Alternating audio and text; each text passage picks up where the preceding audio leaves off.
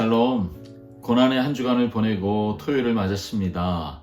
자, 말씀 앞에서 우리가 다시 하나님의 은혜를 묵상해 볼까요? 기도할게요. 사랑합니다, 주님. 예수 그리스도의 십자가의 은혜가 사람을 어떻게 바꾸어 놓을 수 있는지, 우리가 십자가의 은혜로 변화된 한 사람인 것을 고백합니다. 본문을 통하여 그 변화의 깊이와 폭을 더 넓히는 은혜가 우리에게 있게 하여 주시옵소서. 예수님의 이름으로 기도합니다.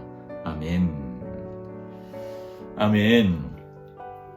우리가 직장 생활을 하시거나 아니면 또 사회에서 여러 모임들 있잖아요. 그런데 내가 예수 믿는 사람이라는 사실, 교회 다니는 그리스도인이라는 사실을 우리가 굳이 드러내고 싶지 않고 슬그머니 넘어가고 싶을 때 있지 않으셨습니까? 어떤 분들에게는 없었던 일일 수 있지만 또 어떤 분들에게는 고민되는 일이실 수 있을 것 같습니다. 오늘 우리가 읽은 본문, 이 묵상의 내용은 예수님이 살아계실 동안에는 두려움 때문에 침묵하고 있었던 사람들, 그들이 예수님이 십자가에 돌아가시니까요, 의외로 그들의 자신의 믿음을 드러내기 시작하는 거예요. 그 두 명의 숨어있던 제자들 이야기거든요. 도대체 누구의 이야기고, 그리고 십자가에 무엇이 그들의 두려움을 깨뜨렸을까? 여러분 오늘 본문을 잘 들어보시고 찾아보시기 바랍니다. 요한복음 19장 31절에서 42절 말씀입니다. 이날은 준비일이라. 유대인들은 그 안식일이 큰 날이므로 그 안식일에 시체들을 십자가에 두지 아니하려 하여 빌라도에게 그들의 다리를 꺾어 시체를 치워달라 하니, 군인들이 가서 예수와 함께 못 박힌 첫째 사람과 또 그 다른 사람의 다리를 꺾고 예수께 이르러서는 이미 죽으신 것을 보고 다리를 꺾지 아니하고, 그중 한 군인이 창으로 옆구리를 찌르니 곧 피와 물이 나오더라. 이를 본 자가 증언하였으니 그 증언이 참이라. 그가 자기의 말하는 것이 참인 줄 알고 너희로 믿게 하려 함이니라. 이 일이 일어난 것은 그 뼈가 하나도 꺾이지 아니하리라 한 성경을 응하게 하려 함이라. 또 다른 성경에 그들이 그 찌른 자를 보리라 하였느니라.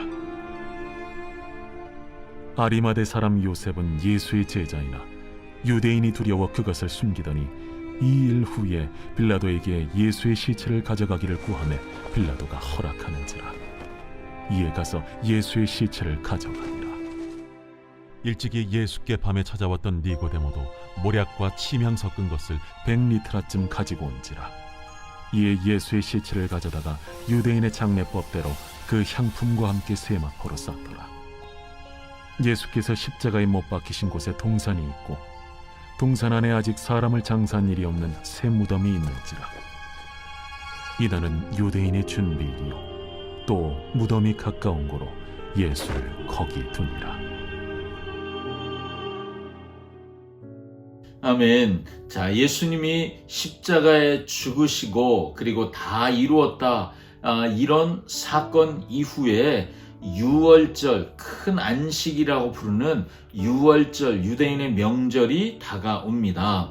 자, 유대의 종교 지도자들은 이 자신들의 거룩한 명절을 십자가에 달려있는 그 시체들 때문에 더럽히고 싶지 않은 거예요. 그래서 십자가에 달린 자들의 다리를 다 꺾어달라고, 뼈를 꺾어달라고, 그렇게 빨리 죽여달라라는 요청을 빌라도 총독에게 요구하는 것이 31절 이야기입니다. 자, 그들은 왜 이런 요구를 해요? 지금 유월절이라는 명절을 거룩하게 지키고 싶다는 거예요. 명분은 하나님을 철저히 경외하는 것 같지만 실상은 예수님을 죽이고 그 흔적마저도 빨리 치워버리고 싶은, 어쩌면 소름 끼치는 위선적인 태도라고 할 수 있지요.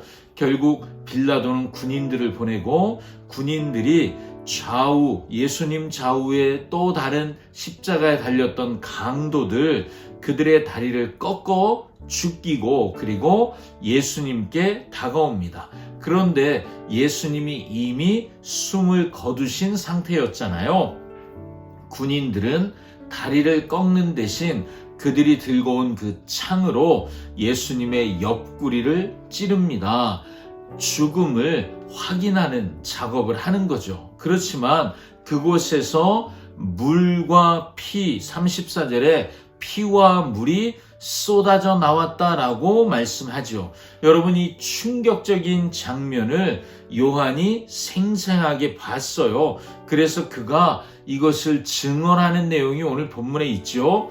우연이 아니라 36절 뼈가 하나도 꺾이지 아니하리라, 이것이 성경의 말씀의 성취인 것을 말해줍니다. 여러분, 출애굽 당시에 하나님은 이스라엘 백성들이 출애굽의 규례를 지킬 때에 유월절에 어린 양을 뼈를 꺾지 않은 채 온전히 바쳐야 한다고 출애굽기 12장에 말씀하셨거든요. 그러니까 예수님은 유월절에 그 어린 양을 잡는 규례대로 뼈가 꺾이지 않은 채 십자가에서 죽으셨다는 거잖아요. 진정한 유월절의 어린 양, 예수님이 바로 그 어린 양이 되셨다는 걸 강력하게 보여주는 거죠. 그리고 요한은 이 십자가 사건이 로마의 사형을 집행하는 형틀에서 끝난 비극이 아니라 온 세상을 살리기 위해 뼈가 꺾이지 않고 온전히 바쳐진 유월절 어린 양의 완벽한 제사였다는 것을 이 한 구절, 뼈가 꺾이지 않았다는 사실로 보여주고 있습니다. 자, 여러분, 로마 황제의 제국의 핍박 속에서 두려움에 떨고 있던 1세기의 요한 공동체에게 이 증언, 요한의 이 증언, 뼈가 꺾이지 않았다는 증언을 그들이 눈치챘을까요? 눈치챘죠.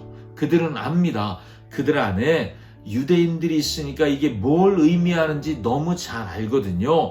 세상의 그 폭력이 결코 하나님의 구원 계획, 완전한 유월절의 어린 양이 되게 하시는, 뼈를 꺾는 것을 못하게 하시는 하나님의 구원 계획을 이길 수 없구나, 하나님이 모든 일을 다스리시는구나 하는 것을 그들이 보게 된다는 거예요. 그들의 구원이 완전한, 완벽한 것임을 그들이 알고 위로받게 되었다는 거죠. 자, 십자가 위에서 군인들이 와서 예수님의 옆구리를 찔렀을 때 물과 피를 쏟았습니다. 여러분, 이것이 단순하게 우리 몸의 생물학적 구조 때문에 물과 피를 쏟았다라고도 설명할 수 있죠. 그렇지만 요한복음 전체를 꿰뚫는 그 구원의 역사, 구속사의 핵심 장면이기도 한 것이죠. 예수님의 피는 모든 죄를 완벽하게 씻는 희생제사, 유월절 어린 양의 피를 상징하죠. 그리고 물은요, 예수님이 그렇게 약속하셨던 생명의 강, 성령을 상징합니다. 아담의 옆구리를 통하여 하와가 나왔듯 예수님의 찢겨진 옆구리에서 흐른 물과 피를 통해 그리스도의 신부인 교회가 나오는 것을 상징한다고 볼 수 있습니다. 자, 여러분, 이 놀라운 십자가의 은혜는 놀라운 기적을 만들어내요. 그냥 물과 피를 쏟은 것에서 그치지 않고 예수님이 살아계실 때에는 유대인들이 두려워 숨어있던 제자, 38절에 보니까 아리마대 사람 요셉, 39절에 보니까 먼저 밤에 몰래 찾아왔던 니고데모라고 하는 사람, 이 사람들이 드디어 세상 밖으로 등장하는 장면을 우리가 봅니다. 대제사장들의 분노와 사회적인 매장, 여러분 이것을 감수하고 그들이 빌라도를 찾아갑니다. 그리고 십자가에 달린 시신, 공식적으로는 죄수의 시신이잖아요. 그런데 그 시신을 거두게 해주십시오. 그리고 그들이 장례를 치르는데요. 이 장례의 모습이 죄수를 장례 치르는 모습이 아니라 왕의 장례를 치르는 백리트라라고 하는 향품을 쓰는 것, 이것이 독특한 장례인 것을 보여주고 있습니다. 자, 여러분, 왕의 장례를 치렀다는 건 이런 거예요. 그들은 무려 34kg이나 되는 엄청난 양의 모략과 침향을 가져왔습니다.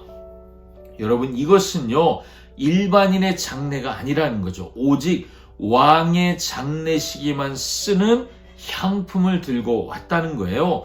그들이 예수님을 어떻게 생각했다는 거예요. 그냥 범죄자의 수치스러운 무덤, 그래서 집어 던져도 할 일 없는 그런 수치스러운 죄수의 장례를 치르는 것이 아니라 그들이 동산에 있는 새 무덤을 열고 만왕의 왕으로서의 예수님의 장례를 치렀다는 것을 의미한다는 거죠. 여러분, 예수님의 제자들이 다 도망가고 예수님의 첫 번째 제자라고 자부했던 베드로도 배신하고 모른다고 하고 수치심에 떠나버렸잖아요.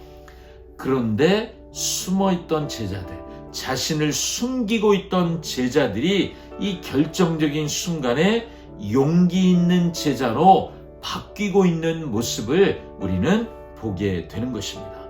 그래서 이런 질문을 하게 되죠. 무엇이 이들을 바꿔 놓았을까?